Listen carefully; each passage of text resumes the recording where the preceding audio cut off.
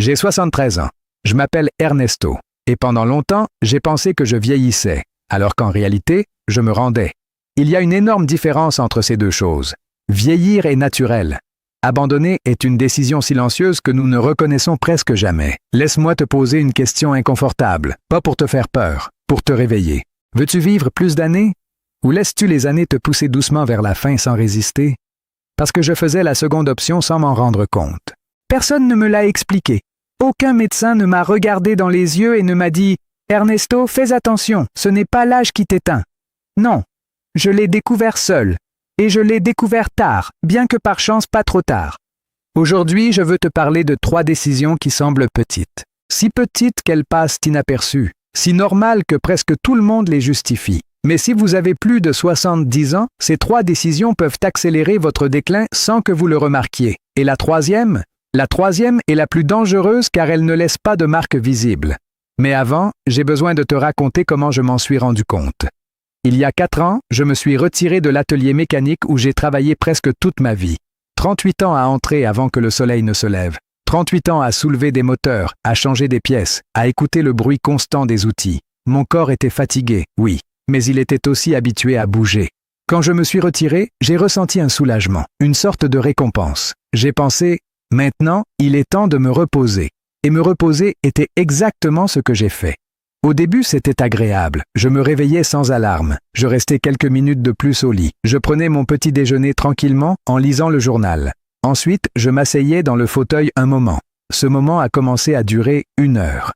Puis 2, puis toute la matinée. Je ne le remarquais pas car le changement était lent. Ce n'était pas du jour au lendemain. C'était comme une goutte qui tombe toujours au même endroit jusqu'à ce qu'elle finisse par percer la pierre.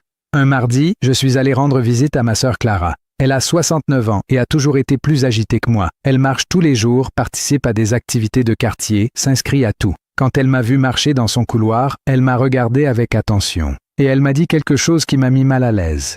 « Ernesto, depuis quand marches-tu comme ça? Comme ça comment ?» lui ai-je demandé, en traînant les pieds, comme si ça te pesait. J'ai ri. Je lui ai dit qu'elle exagérait. Mais cette nuit-là, en montant les escaliers de ma maison, j'ai dû m'arrêter à mi-chemin. J'avais du mal à respirer. J'ai senti mes jambes faibles. Ce n'était pas une maladie. Je n'avais aucun diagnostic grave. C'était quelque chose de plus simple et de plus préoccupant. C'était l'inactivité. La première décision qui te vieillit est de confondre repos et immobilité. On nous a répété toute notre vie qu'après tant de travail, nous méritons de nous asseoir. Et c'est vrai, nous le méritons. Mais le corps ne comprend ni les mérites ni les retraites. Le corps répond à une seule logique. Ce qui n'est pas utilisé se perd. Et cela se perd rapidement. Après 70 ans, la perte de masse musculaire s'accélère d'une manière que très peu de gens connaissent. Les spécialistes l'appellent sarcopénie, mais il n'est pas nécessaire de connaître le nom technique pour sentir ses effets. On le ressent quand il est difficile de se lever de la chaise sans s'appuyer, quand on descend un trottoir et qu'on hésite, quand on se penche pour ramasser quelque chose par terre et qu'il y a un moment où l'on ne sait pas si l'on va pouvoir se relever facilement. Ce n'est pas un vieillissement inévitable, c'est un désusage accumulé. Et le plus traître, c'est que cela se produit en silence. Ça ne fait pas mal, ça ne prévient pas. Un jour, tu te rends simplement compte que quelque chose que tu faisais avant sans réfléchir nécessite maintenant un effort. Et alors, tu commences à l'éviter. Et en l'évitant, tu perds davantage. Et en perdant davantage, tu évites encore plus. C'est un cycle qui se nourrit de lui-même. Je l'ai vécu. J'ai commencé à éviter de sortir quand il faisait froid, puis quand il faisait trop chaud, puis quand je n'en avais tout simplement pas envie. Et chaque excuse avait sa logique. Chaque excuse semblait raisonnable, mais le résultat était toujours le même. Un jour de plus sans bouger. Un jour de plus où mon corps recevait le message qu'il n'était plus nécessaire. Parce que c'est ce que le corps interprète quand nous cessons de l'utiliser. Il reçoit une instruction silencieuse qui dit « Tu n'es plus nécessaire ». Et il commence à se démanteler avec une efficacité qui fait peur. Perdre du muscle n'est pas seulement perdre de la force, c'est perdre l'équilibre, et avec lui, la sécurité. C'est perdre la capacité de réagir lorsque l'on trébuche. C'est perdre la confiance pour marcher sur un trottoir irrégulier, pour monter des escaliers sans se tenir, pour se déplacer dans le monde sans peur. Et quand la peur de tomber commence à dicter vos décisions, le monde devient de plus en plus petit. Mais il y a quelque chose que la science confirme depuis des années et qui m'a surpris quand je l'ai découvert. Le muscle, contrairement à d'autres tissus, a une capacité remarquable à répondre aux stimulus même à un âge avancé. Pas de la même manière qu'à 40 ans. Pas avec la même vitesse. Mais il répond. Le corps humain, à 70, à 75, à 80 ans, est toujours capable de s'améliorer s'il a une raison de le faire.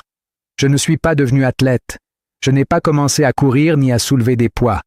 Ce que j'ai fait était beaucoup plus simple et beaucoup plus durable. J'ai commencé à me lever toutes les heures, même sans raison urgente. Je me levais, marchais jusqu'à la fenêtre, regardais la rue un moment et revenais. 5 minutes, 10 au maximum. Mais je disais à mon corps, je suis encore là. J'ai encore besoin de toi. Ne te démonte pas. Ensuite, j'ai ajouté une courte promenade le matin. Pas rapide, pas longue. Juste sortir dans la rue, respirer, bouger les jambes pendant 20 minutes. Sans objectif, sans destination précise, sans pression. Juste marcher. Et peu à peu, sans que je le cherche activement, j'ai remarqué des changements. Pas spectaculaires, pas de film, mais réels. Les escaliers ont cessé d'être un obstacle. Je me levais des chaises sans y penser. Je dormais mieux. Et curieusement, j'avais plus d'énergie pendant la journée, pas moins. Parce que c'est le grand malentendu du repos. Nous pensons qu'en bougeant, nous dépensons de l'énergie. Et oui, à court terme, c'est vrai. Mais à moyen terme, le mouvement génère de l'énergie.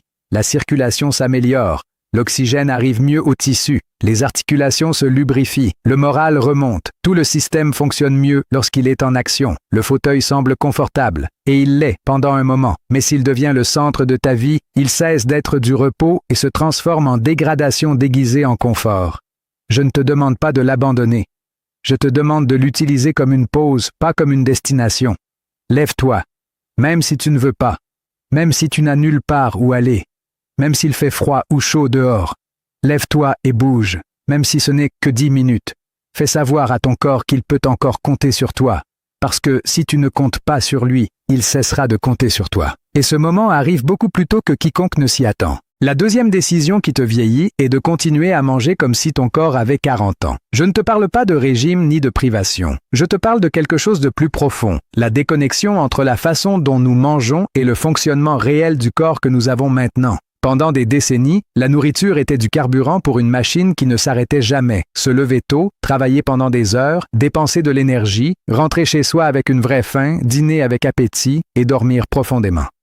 Ce cycle avait du sens. Le corps demandait, le corps recevait, le corps traitait, tout s'emboîtait. Mais ce cycle a changé. Et ce que beaucoup d'entre nous n'avons pas ajusté, c'est la façon de manger. Après ma retraite, les dîners à la maison sont devenus le moment le plus agréable de la journée. Ma femme cuisine extraordinairement bien, et nous asseoir ensemble à table, sans précipitation, avec abondance, était l'une des rares choses que je sentais avoir méritées. Viande, pain, quelque chose de frit, dessert, café. À 10 heures du soir ou plus tard, je me couchais satisfait, mais mon corps ne se reposait pas. Il passait la nuit à travailler. J'ai commencé à me réveiller fréquemment, avec la bouche sèche, avec une sensation de poids sur la poitrine, parfois avec le cœur battant plus vite que la normale. Le matin, je me sentais comme si je n'avais pas du tout dormi, avec un brouillard dans la tête qui mettait des heures à se dissiper. Et bien sûr, je le mettais sur le compte de l'âge. Mais ce n'était pas seulement l'âge. C'était le fardeau que je m'imposais à un système digestif qui, avec les années, fonctionne différemment. Après 70 ans, le corps produit moins d'acide gastrique, les mouvements de l'intestin deviennent plus lents, le foie met plus de temps à traiter certaines graisses et le pancréas réagit avec moins d'agilité au pic de glucose. Rien de tout cela n'est une maladie. C'est simplement la physiologie d'un corps mature. Mais si nous continuons à l'ignorer et à manger comme si nous avions 40 ans, le corps en paie le prix chaque nuit. Et ce prix n'est pas seulement digestif. Une digestion lourde interrompt le sommeil profond, qui est la phase où le cerveau nettoie les déchets métaboliques accumulés pendant la journée. C'est la phase où le cœur réduit son rythme et se repose vraiment. C'est la phase où le système immunitaire se renforce et le corps répare ce qui doit être réparé. Lorsque cette phase est interrompue nuit après nuit, les conséquences s'accumulent silencieusement. La mémoire devient moins agile. L'humeur est plus instable, la pression artérielle augmente, l'inflammation s'accroît, et tout cela est attribué à l'âge alors qu'en réalité, cela a beaucoup à voir avec ce qui se passe entre 10 heures du soir et 6 heures du matin. Ce que j'ai commencé à faire n'était pas radical. J'ai avancé le dîner de 2 heures. J'ai réduit la quantité de graisse et de glucides raffinés lors de ce dernier repas de la journée. J'ai laissé le café pour le matin et je me suis habitué à prendre quelque chose de léger si j'avais faim avant de dormir. Un fruit, un petit produit laitier, quelque chose qui ne nécessitait pas un gros effort pour le système digestif. Le changement n'a pas été immédiat, mais après 3 ou 4 semaines, quelque chose s'est installé. Je dormais plus d'heures d'affilée. Je me réveillais avec plus de clarté. La brume matinale avait presque complètement disparu. Et curieusement, pendant la journée, j'avais moins de fringales et moins de sensations de fatigue après avoir mangé. Il y a une autre chose que j'ai apprise et que je ne m'attendais pas à découvrir. L'hydratation à cet âge est beaucoup plus importante qu'il n'y paraît et beaucoup plus facile à négliger. Avec les années, le mécanisme de la soif devient moins sensible. Nous pouvons être déshydratés sans ressentir la soif. Et la déshydratation légère mais constante produit exactement les symptômes que nous attribuons au vieillissement. Confusion, fatigue, maux de tête, hypertension, constipation, vertige. J'ai commencé à boire de l'eau de manière consciente, sans attendre d'avoir soif. Un verre en me levant, un autre en milieu de matinée, un autre avec le repas, un autre en milieu d'après-midi. Sans forcer, sans excès, mais de manière constante. Et cela a aussi changé quelque chose. Il ne s'agit pas de devenir obsédé par l'alimentation ni de transformer chaque repas en une analyse nutritionnelle. Il s'agit de reconnaître que le corps que vous avez aujourd'hui n'est pas le même que celui que vous aviez il y a 30 ans et qu'il mérite que vous le traitiez avec l'intelligence que donne l'expérience et non avec les habitudes qui ont été laissées d'une autre étape de la vie. La nourriture peut rester un plaisir, elle doit l'être, mais un plaisir conscient, adapté au corps que tu es maintenant. Car ce corps, bien traité, a encore beaucoup à t'offrir.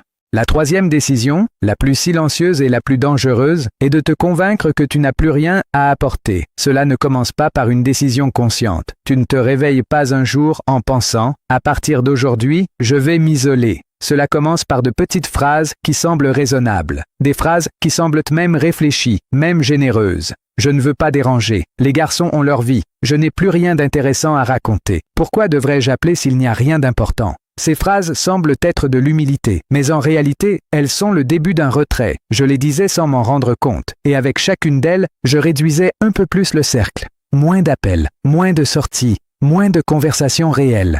La télévision remplissait l'espace, les nouvelles devenaient une compagnie, et le monde, peu à peu, se réduisait à ce que je pouvais voir depuis le fauteuil.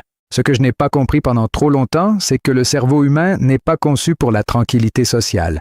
Il est construit pour l'interaction. Il a besoin de stimuli qu'il ne peut pas générer seul. Il a besoin de questions qui l'obligent à chercher des réponses. Il a besoin de la friction douce d'une conversation, de la nuance d'un désaccord amical, de la chaleur d'un rire partagé, du poids d'écouter quelqu'un qui a aussi besoin d'être entendu. Quand cela disparaît, le cerveau commence à travailler sur lui-même. Il rumine, il répète, il réduit. Et il le fait de manière si graduelle que nous ne le percevons pas comme une détérioration. Nous le percevons comme de la tranquillité. Mais ce n'est pas de la tranquillité, c'est de l'appauvrissement. La science étudie depuis des années la relation entre l'isolement social et le déclin cognitif chez les personnes âgées, et les résultats sont sans appel. L'isolement chronique augmente le risque de démence. Il détériore la mémoire de travail. Il affaiblit la capacité à prendre des décisions. Il élève les marqueurs d'inflammation dans l'organisme de la même manière que le tabac ou l'obésité. Ce n'est pas une métaphore, c'est de la physiologie. La solitude prolongée active dans le cerveau les mêmes circuits que la douleur physique. Le corps la traite comme une menace. Et lorsque le corps perçoit une menace de manière constante, il entre dans un état d'alerte chronique qui épuise le système immunitaire, élève la pression artérielle et accélère le vieillissement cellulaire. Je ne savais rien de tout cela lorsque je me suis retiré. Je l'ai appris par la suite, après y être déjà passé. Un dimanche après-midi, en regardant l'historique des appels de mon téléphone, je me suis rendu compte que cela faisait des semaines que je n'avais pas eu de vraie conversation de plus de 10 minutes avec quelqu'un d'autre que ma femme. Des semaines. Et ce qui était le plus troublant, ce n'était pas le nombre. C'était que cela ne m'avait pas fait mal, que je l'avais normalisé sans m'en rendre compte. J'ai appelé un ancien collègue de l'atelier avec qui j'avais partagé des années de travail et dont je m'étais éloigné sans raison concrète, juste parce que la vie active nous sépare et que la vie tranquille ne nous rapproche pas toujours. Nous avons convenu de nous retrouver pour un café qui s'est transformé en 2 heures de conversation. Nous avons parlé de choses qui comptent et de choses qui ne comptent pas. Nous avons évoqué des moments difficiles et des moments absurdes. Nous avons parlé de nos enfants, de nos peurs, de ce qui nous manque et de ce que nous avons trouvé à cette étape que nous ne nous attendions pas à trouver. Il y a eu des silences confortables et des rires inattendus. Je suis sorti de là en me sentant différent. Pas plus jeune, plus entier. J'ai compris quelque chose qui m'a été difficile à accepter. J'avais plus à offrir que je ne le pensais. J'avais des histoires que personne d'autre ne pouvait raconter parce que personne d'autre ne les avait vécues. J'avais une perspective construite au fil des décennies qui a de la valeur, qui peut orienter, qui peut consoler, qui peut faire rire quelqu'un au bon moment. J'avais une présence. Et je la gardais pour personne. À partir de là, j'ai pris des décisions petites mais concrètes. Appeler quelqu'un tous les 2 ou 3 jours, pas pour dire quoi que ce soit d'extraordinaire, mais pour maintenir le lien. Accepter les invitations que je rejetais auparavant avec des excuses. Sortir me promener sur des chemins où je croiserais des gens. Entrer dans une boulangerie et échanger quelques mots avec la personne derrière le comptoir. Retrouver l'habitude de regarder les gens dans les yeux et de laisser la conversation se faire. Rien de spectaculaire. Rien qui nécessite une planification ou un effort surhumain. Juste de petites décisions d'ouverture face à la tendance naturelle à l'isolement. Parce que cette tendance existe. Ce n'est pas un défaut de caractère, c'est une inertie qui s'installe lorsque la structure du travail et de la vie active disparaît, et personne ne nous avertit que nous devons construire quelque chose de nouveau pour la remplacer. Personne ne nous apprend à nous retirer de la connexion, et sans que nous le décidions, nous nous retirons. L'antidote n'est pas de se forcer à être sociable quand on n'en a pas envie. C'est reconnaître que la connexion avec les autres n'est pas un luxe émotionnel, c'est un besoin physiologique. C'est une partie de ce qui maintient le cerveau alerte, le corps régulé et l'humeur stable. Tant que tu es capable de regarder quelqu'un dans les yeux et d'écouter ce qu'il a à dire, tu es toujours nécessaire. Tu fais toujours partie du monde. Et cela, à tout âge, est le contraire de l'abandon.